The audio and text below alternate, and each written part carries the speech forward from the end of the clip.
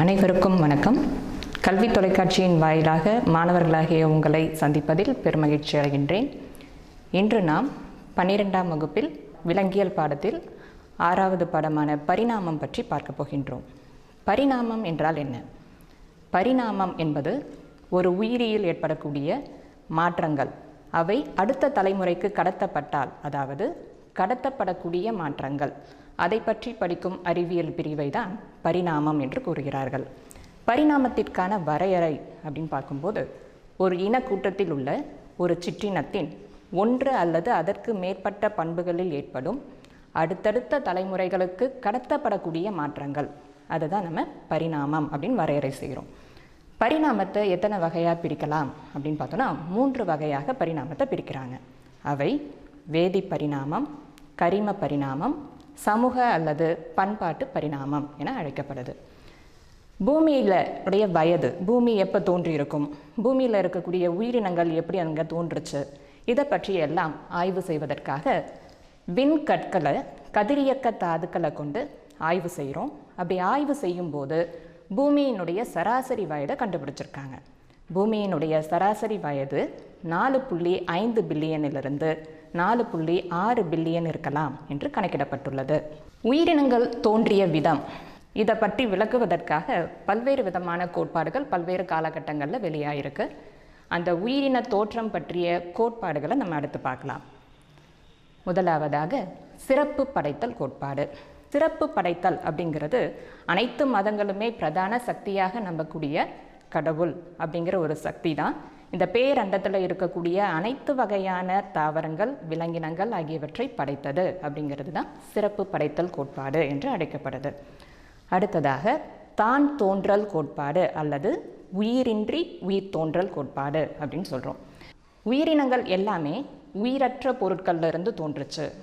உயிரற்ற பொருட்களில் இருக்கக்கூடிய வேதி மூலக்கூறுகளானது தங்களுக்குள்ளாகவே பல்வேறு காலங்களாக தொடர்ந்து மாறுதலுக்கு உள்ளாகும் போது அவை தான் உயிரினங்களாக, முன்னோடி செல்களாக மாறுச்சு அப்படிங்கிறது தான் தான் தோன்றல் கோட்பாடு அல்லது உயிரின்றி உயிர் தோன்றல் கோட்பாடு என்று அழைக்கப்படுது.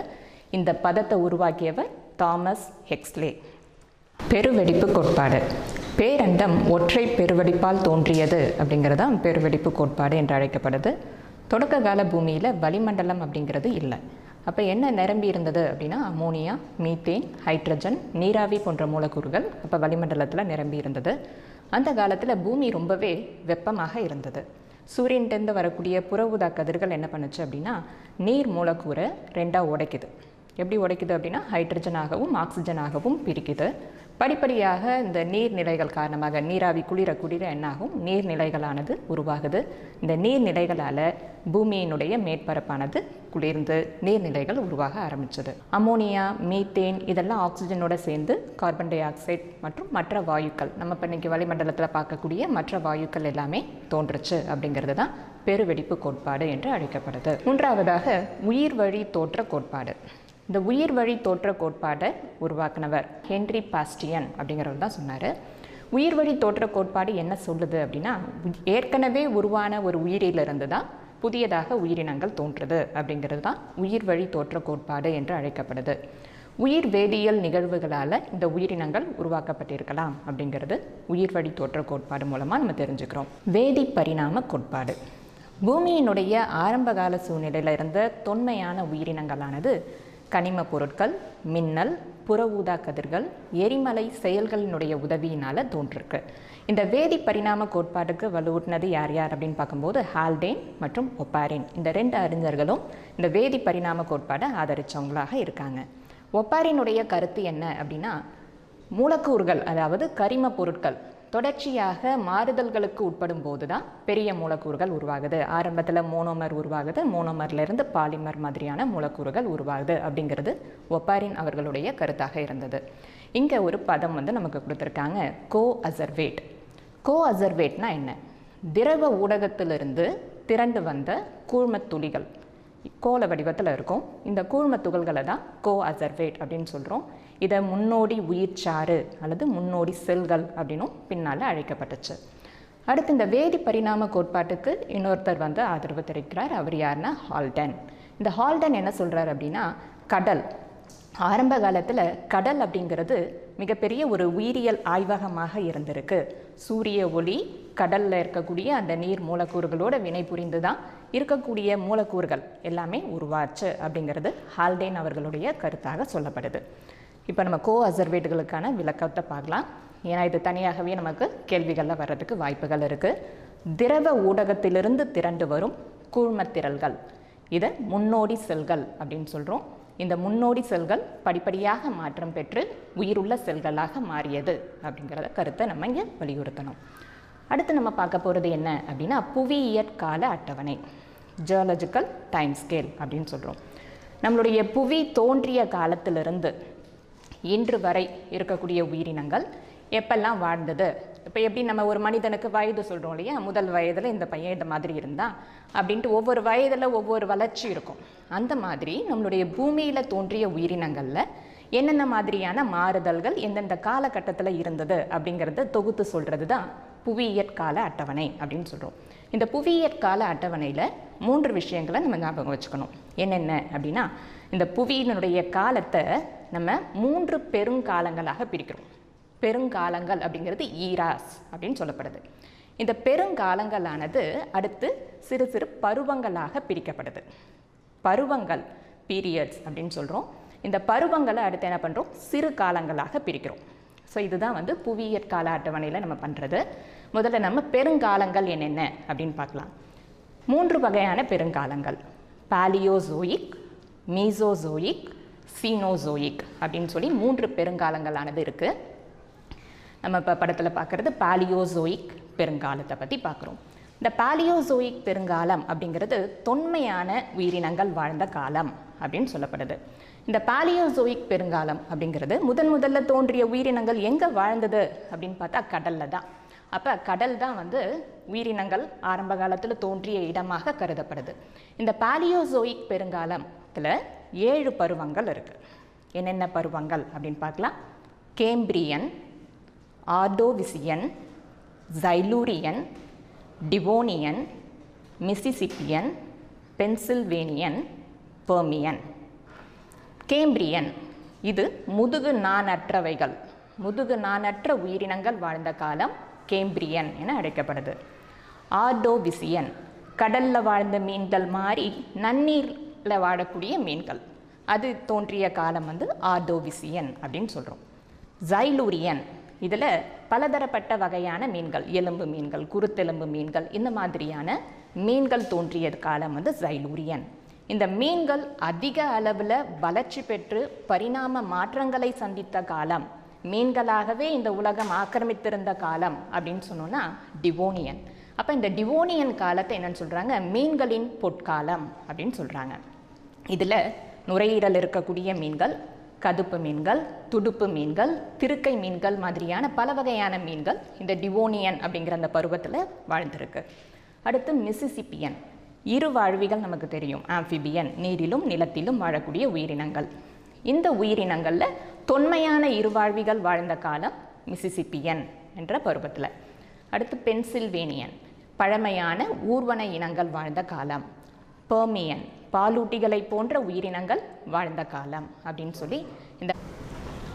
அடுத்து மீசோசோயிக் பெருங்காலம். இந்த மீசோசோயிக் பெருங்காலம் என்பது 3 பருவங்களாக பிரிக்கப்பட்டிருக்கு. இந்த மீசோசோயிக் பெருங்காலத்தில் ஊர்வன இனங்கள் தோன்றி அதிக அளவில் வளர்ச்சி அடைந்த ஒரு காலமாக இந்த மீசோசோயிக் பெருங்காலமானது குறிப்பிடப்படுது.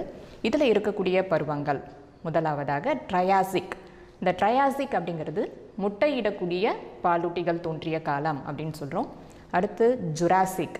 ஜுராசிக் அப்படின்னாவே நமக்கு ஞாபகம் வரும் ஜுராசிக் பார்க். அப்போ இந்த ஜுராசிக் பார்க் வந்து எதை பற்றி இருந்தது அப்படின்னா டைனோசர்கள் பற்றி இருந்தது. ஸோ அதை வச்சு நம்ம ஞாபகம் வச்சுக்கலாம். ஜுராசிக் பருவம் அப்படிங்கிறது டைனோசர்கள் ஆதிக்கம் செலுத்திய ஒரு காலம். ஸோ இந்த இடத்துல தான் ஆர்கியோப்டெரிக்ஸ் அப்படிங்கிற ஒரு பறவையினுடைய புதைப்படிவமானது கிடைச்சிருக்கு. இந்த ஆர்கியோப்டெரிக்ஸுங்கிறது என்ன அப்படின்னா, ஊர்வன இனத்திலிருந்து தான் பறவை இனமானது பரிணமித்தது அப்படிங்கிறத நமக்கு ப்ரூவ் பண்ணக்கூடிய ஒரு இணைப்பு உயிரியாக இந்த ஆர்கியோப்டெரிக்ஸ் அப்படின்னு சொல்கிறோம். இந்த ஆர்கியோப்டெரிக்ஸ் பறவையானது வாழ்ந்த காலம் வந்து ஜுராசிக் பருவத்தில். அடுத்து கிரிட்டேஷியஸ், பற்களுடைய பறவைகளும் டைனோசார்களும் மரபற்று போன காலம். மரபற்று போதல் அப்படின்னா என்ன, இந்த பேரண்டம் திடீர்னு அழிஞ்சு போகிற மாதிரியான ஒரு நிகழ்வு.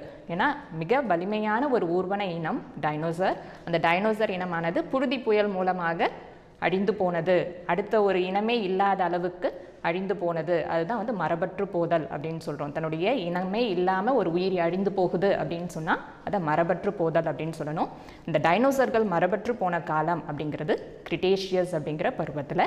இந்த பருவத்தில் தான் நவீன பறவைகளும் தோன்ற ஆரம்பிச்சிருக்கு. அடுத்ததாக பார்க்கக்கூடியது சீனோசோயிக் பெருங்காலம். இந்த சீனோசோயிக் பெருங்காலத்தில் நம்ம 2 பருவங்களை பார்க்குறோம். ஒன்று டெர்ஷரி, இரண்டாவது குவாட்டர்னரி. டெர்ஷரி அப்படின்னா பாலூட்டிகள் அதிக எண்ணிக்கையில் காணப்பட்ட காலம் அப்படின்னு சொல்கிறோம். இந்த டெர்ஷரி காலத்தில் தான் நம்ம இது வரைக்கும் பார்த்தது எல்லாமே பாருங்கள், பெருங்காலங்கள் பிரிச்சிருக்கோம், பெருங்காலத்தில் பருவங்களை பிரிச்சிருக்கோம். ஆனால் இந்த சீனோசோயிக் பெருங்காலத்தில் மட்டும்தான் பருவங்களானது சிறு காலங்களாக பிரிக்கப்பட்டிருக்கு. ஓகேவா? அதை நம்ம நினைவில் வச்சுக்கணும். இப்போ டெர்ஷரி அப்படின்னு சொல்லக்கூடிய அந்த பருவத்தில் சிறு காலங்களானது இருக்குது. 5 சிறுகாலங்களை கொண்டதாக இந்த டெர்ஷரி பருவமானது விளங்குது. அதில் முதலாவதாக பாலியோசின். பாலியோசின் என்பது நஞ்சுக்கொடி இருக்கக்கூடிய பிளாசென்டல் மேமல்ஸ் அப்படின்னு சொல்லக்கூடிய நஞ்சுக்கொடி இருக்கக்கூடிய பாலூட்டிகள், அது தோன்றிய காலம் வந்து பாலியோசின் அப்படின்னு சொல்கிறோம். அடுத்து இயோசின், வாத்து மாதிரி அழகு இருக்கக்கூடிய, வாத்துக்கெல்லாம் அழகு இருக்கிற மாதிரி அழகு இருக்கக்கூடிய பிளாட்டிபஸ், எக்கிட்னா, மோனோட்ரிம், குழம்புகள் இருக்கக்கூடிய பாலூட்டிகள். நம்ம குதிரைகளுக்கெல்லாம் காலில் இருக்கும் இல்லையா, அந்த மாதிரி குழம்புகளுடைய பாலூட்டிகள், ஊனுண்ணிகள், இதெல்லாம் தோன்றிய ஒரு காலமாக இந்த இயோசின் அப்படிங்கிற காலத்தை சொல்கிறோம். அடுத்து ஆலிகோசின். ஆலிகோசின் என்பது பிளாசென்டல் மேமலுடைய மேம்பட்ட வகை. மேம்பட்ட வகைனா இப்போ பரிணாமம் அப்படின்னாவே என்னது, மாறுதல்களுக்கு உள்ளாகக்கூடியது. அப்போ இந்த நஞ்சுக்கொடி பாலூட்டிகளில் மேம்பட்ட பண்புகளை கொண்ட பாலூட்டிகள் உருவானது தான் ஆலிகோசின் அப்படின்னு சொல்கிறோம். அடுத்து மயோசின். மயோசின் அப்படிங்கிறது கொரில்லா, சிம்பன்சி இந்த மாதிரியான இனங்கள், மனித குரங்குகள், மனிதனை போன்ற தோற்றமுடைய மனித குரங்குகள் தோன்றிய காலத்தை தான் மயோசின் அப்படின்னு சொல்கிறோம். அடுத்து பிளியோசின். பிளியோசின் அப்படிங்கிறது மனித குரங்கிலிருந்து மனிதன் எப்படி பரிணமித்தான் அப்படிங்கிறத குறிப்பிடக்கூடியது தான் பிளியோசின் அப்படின்னு சொல்கிறோம். இது எல்லாமே டெர்ஷரி அப்படின்னு சொல்லக்கூடிய அந்த பருவத்தில் இருக்கக்கூடிய சிறு காலங்கள். அடுத்து குவாட்டர்னரி. இந்த குவாட்டர்னரி அப்படிங்கிற இந்த பருவத்தில் 2 சிறுகாலங்களானது குறிப்பிடப்பட்டிருக்கு. அந்த 2 சிறுகாலங்கள் என்னென்ன அப்படின்னா ப்ளீஸ்டோசின் மற்றும் ஹோலியோசின் அப்படின்னு சொல்லக்கூடிய 2 பருவங்கள் வந்து அதில் நம்ம பார்க்குறோம். அடுத்ததாக நம்ம பார்க்க போகிறது புதைப்படிவங்களினுடைய வயது. இந்த வயதை வந்து எப்படி கணக்கிடுறாங்க? புதைப்படிவம்ங்கிறது நமக்கு முக்கியமான ஒரு உயிரியல் சான்று. நம்மளுடைய பரிணாமத்துக்கு முக்கியமான உயிர் சான்று எது அப்படின்னா புதைப்படிவங்கள் தான். புதைப்படிவம்னா என்ன? பூமியில் ஏற்கனவே வாழ்ந்த உயிரினங்கள் பூமிக்கு அடியில் இறந்து போய் புதையுண்டு போயிருக்கும். அதனுடைய எஞ்சிய உறுப்புகள், கடினமான பகுதிகள், இது படிவங்களாக இருக்கும். அந்த படிவங்களை தான் நம்ம புதைப்படிவங்கள் அப்படின்னு சொல்கிறோம். இந்த புதைப்படிவங்களை தொல்லுயிரியல் ஆய்வுகளுக்கு உட்படுத்தும் போது நமக்கு புதைப்படிவங்கள் நிறைய அகழ்வாராய்ச்சியில் கிடைக்குது. அந்த புதைப்படிவங்களுடைய வயதை வந்து கணக்கிடுறோம். அது வயதை வச்சு தான் நம்ம என்ன பண்ணுறோம், எந்த காலத்தில் இந்த உயிரி வாழ்ந்தது அப்படிங்கிறத நம்ம சொல்ல முடியுது. அப்படி புதைப்படிவங்களுடைய வயதை கணக்கிடுறதுக்கு 2 முறைகளை ஃபாலோ பண்ணுறாங்க. ஒன்று ஒப்பீடு வயது கணக்கிடும் முறை, இரண்டாவது முழுமையான வயது கணக்கிடும் முறை. இப்போ ஃபஸ்ட்டு நம்ம ஒப்பீடு வயது கணக்கிடும் முறை அப்படின்னா என்ன அப்படின்னு பார்ப்போம்.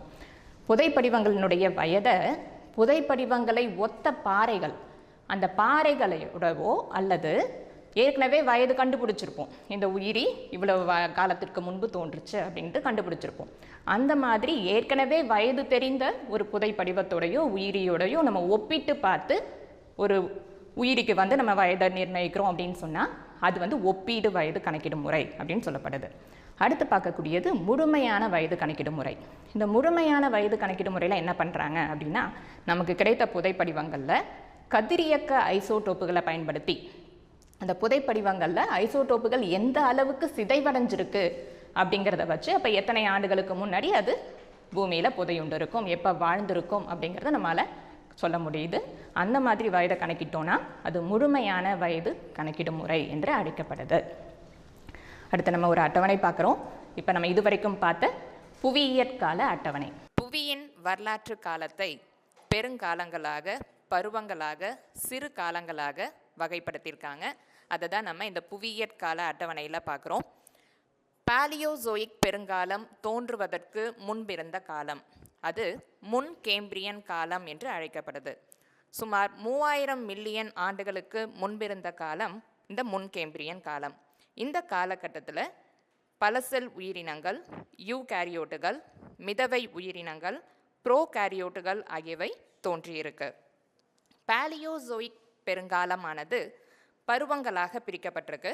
அதில் கேம்பிரியன் என்ற பருவத்தில் பார்த்தீங்க அப்படின்னா புதைப்படிவங்களான முதுகு நாணற்றவைகளுடைய புதைப்படிவங்கள் அதிகமாக கிடைத்த காலம் வந்து இந்த கேம்பிரியன் காலம். இதில் பாசிகள் அப்படின்னு சொல்லக்கூடிய தாவர இனங்கள் வந்து தோன்றியிருக்கு. இரண்டாவது பருவம் ஆர்டோவிசியன். இந்த ஆர்டோவிசியனில் முதுகு நாணற்றவைகள் ஆதிக்கம் செலுத்தியிருக்கு. முதல்ல நிலத்தில் வாழக்கூடிய தாவரங்களானது தோன்றியிருக்கு.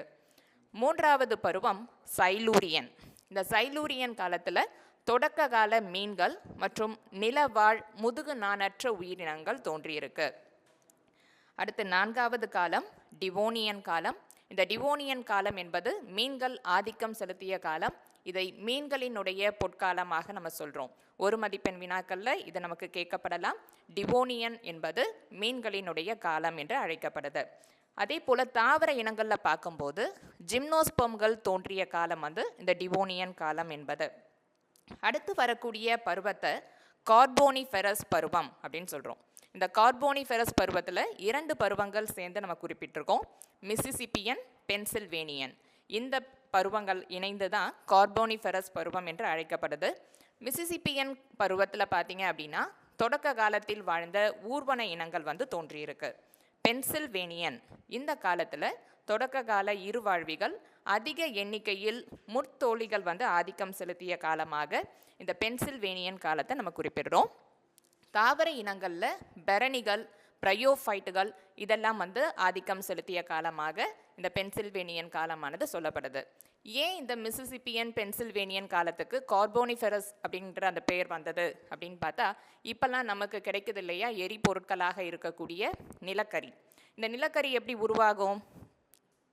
பூமியில் புதையுண்ட தாவரங்கள் தான் என்ன ஆயிருக்கு, பல்லாயிரக்கணக்கான ஆண்டுகளுக்கு பிறகு எரிபொருளான கரிகளாக மாறுது. அப்படி இந்த பெரணிகள், பிரயோஃபைட்டுகள் பூமியில் புதையுண்டு அதுதான் இன்னைக்கு நமக்கு என்னவா கிடைக்குதுன்னு சொல்கிறாங்க, நிலக்கரியான எரிபொருள் வந்து கிடைக்குது. அதனால தான் இதை கார்போனிஃபெரஸ் அப்படின்னு சொல்கிறோம். அடுத்து பெர்மியன். பாலியோசோயிக் காலத்தில் வரக்கூடிய கடைசி பருவம் பெர்மியன்.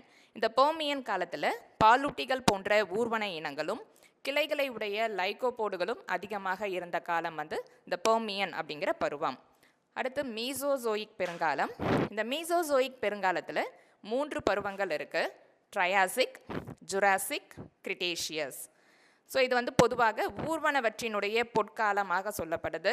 டைனோசர்கள் தோன்றி ஆதிக்கம் செலுத்தி மறைந்த காலமும் வந்து பார்த்திங்கன்னா இந்த மீசோசோயிக் பெருங்காலம் தான். அடுத்து சீனோசோயிக் காலம். இந்த சீனோசோயிக் காலத்தை 2 பருவமாக நம்ம பிரிச்சிருக்கோம். Tertiary, quaternary. டெர்ஷரியில் பார்த்தீங்கன்னா சிறு காலங்களாக 5 சிறுகாலங்கள் நமக்கு குறிப்பிடப்பட்டிருக்கு. நீங்கள் அட்டவணையில் பார்க்கும்போது தெரியும்.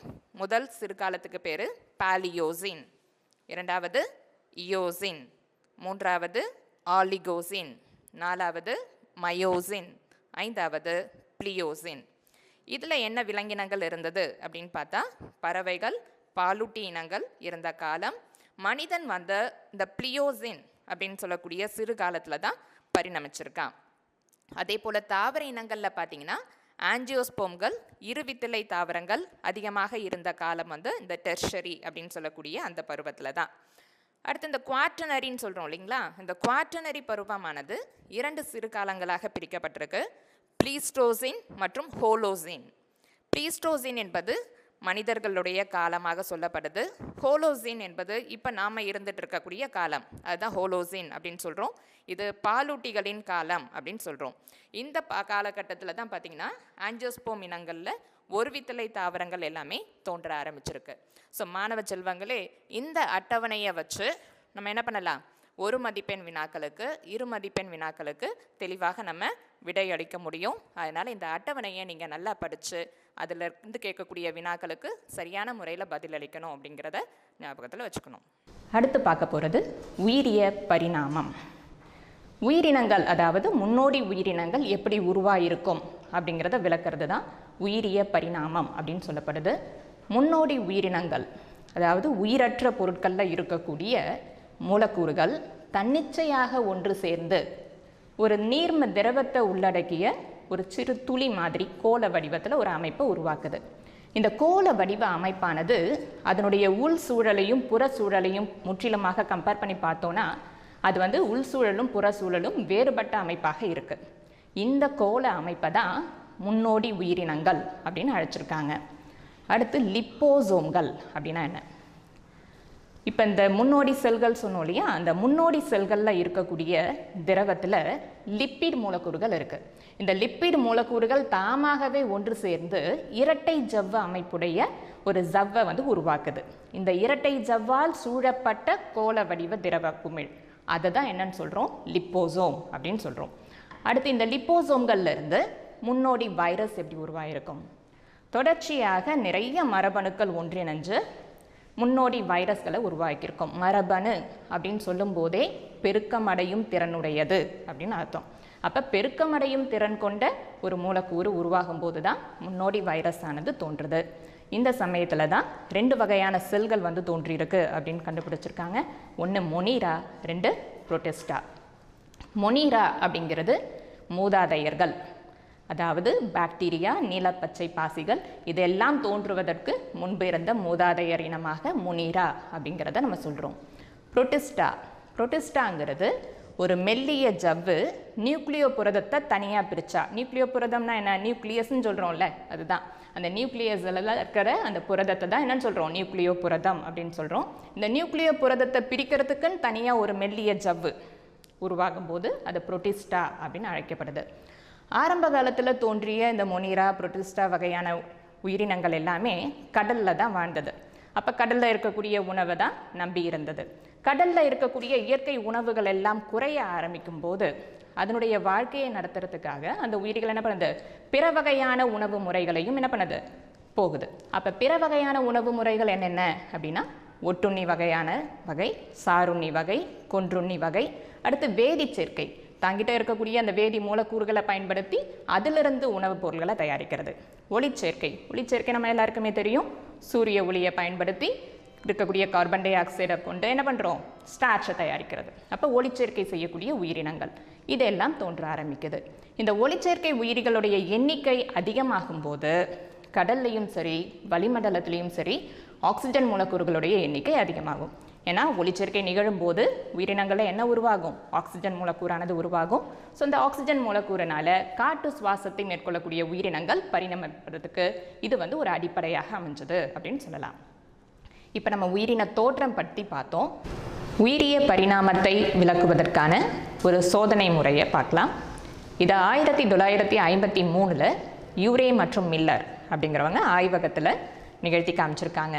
எப்படி கரிம மூலக்கூறுகள் உருவாகி இருக்கும், அந்த கரிம மூலக்கூறிலிருந்து உயிரினங்கள் எவ்வாறு தோன்றியிருக்கலாம் அப்படிங்கிறதுக்கான ஒரு சோதனை முறை விளக்கத்தை அவங்க செஞ்சுருக்காங்க.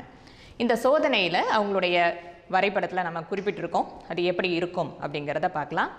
அதில் ஒரு சிறிய குடுவை இருக்குது. அந்த சிறிய குடுவையில் நீர் எடுத்துக்கொள்ளப்படுது.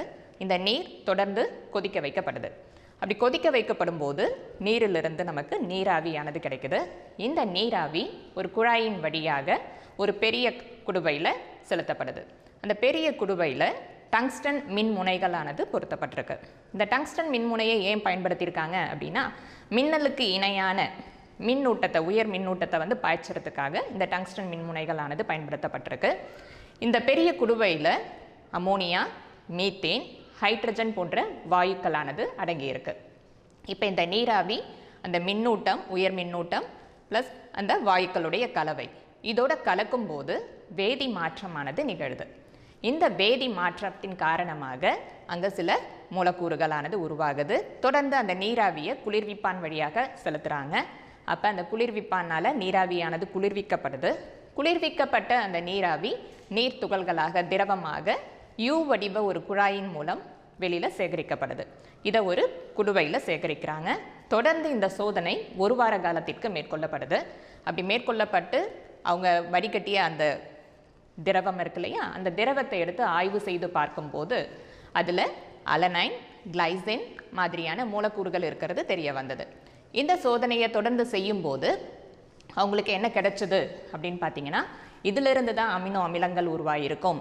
அமினோ அமிலங்கள் மாதிரி புரத மூலக்கூறுகள், புரத மூலக்கூறில் இருக்கக்கூடிய அந்த மோனோமர், பாலிமர் இதெல்லாம் இப்படி தான் உருவாச்சு. இதுதான் முன்னோடி உயிர் சாராக மாறி இருக்கு அப்படிங்கிறத அவங்க ஆய்வகத்தில் ப்ரூவ் பண்ணாங்க.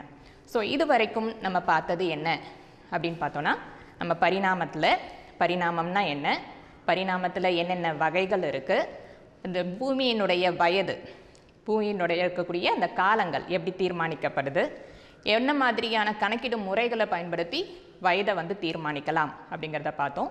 உயிரிய பரிணாமம்னா என்ன, உயிரிய பரிணாமத்தில் என்ன மாதிரி உயிரினங்கள் தோன்றுச்சு, அந்த உயிரிய பரிணாமத்தை விளக்குவதற்கான ஒரு சோதனை முறையையும் இன்றைக்கி நம்ம பாடப்பகுதியில் பார்த்துருக்கோம். இன்றைக்கி நம்ம பார்த்த பரிணாமம் பாடப்பகுதியில், அதாவது உயிரின தோற்றம், உயிரின வகைகளினுடைய பரிணாமம் பார்த்துருக்கோம், புவியியற் கால அட்டவணை பற்றி பார்த்துருக்கோம், உயிரிய பரிணாமம் எப்படி உருவாச்சுங்கிறத பார்த்துருக்கோம். இதிலிருந்து என்னென்ன மாதிரி வினாக்கள் கேட்கலாம் அப்படிங்கிறத தான் மாதிரி வினாக்களாக இப்போ நம்ம பார்க்க போகிறோம். பரிணாமம் என்றால் என்ன? சிறப்பு படைத்தல் கோட்பாடு பற்றி கூறு. தான் தோன்றல் கோட்பாடு என்றால் என்ன? பரிணாம தோற்றம் குறித்து ஹென்றி பாஸ்டியன் அவர்களுடைய கருத்து யாது? தொன்மையான பூமியில் காணப்பட்ட வாயுக்கள் என்னென்ன என்று பட்டியலிடு. பெரு வெடிப்பு கோட்பாடு என்றால் என்ன? கோ அசர்வேட்டுகள் நம்ம பார்த்தோம் அட்டவணையில். கோ அசர்வேட்டுகள் என்பது யாது? புவியியற்கால அட்டவணையிலிருந்து புவியின் வரலாற்று காலத்தை எத்தனை காலங்களாக பிரிக்கலாம்? அவை யாவை? பாலியோசோயிக் பெருங்காலத்தில் உள்ள பருவங்களை பெயரிடு. ஊர்வனவற்றின் பொற்காலம் என அழைக்கப்படும் காலம் எது? அது ஏன் அவ்வாறு அழைக்கப்படுகிறது? மரபற்று போதல் என்றால் என்ன? புதைப்படிவ வயதை கணக்கிடும் முறைகளை கூறு. சீனோசோயிக் காலத்தில் உள்ள சிறு காலங்களை குறிப்பிடுக. கார்போனிஃபெரஸ் பருவம் பற்றி கூறு. Prokaryote, eukaryote வேறுபடுத்து. இது போன்ற வினாக்கள் உங்களுக்கு பரிணாமத்திலிருந்து கேட்கப்படலாம்.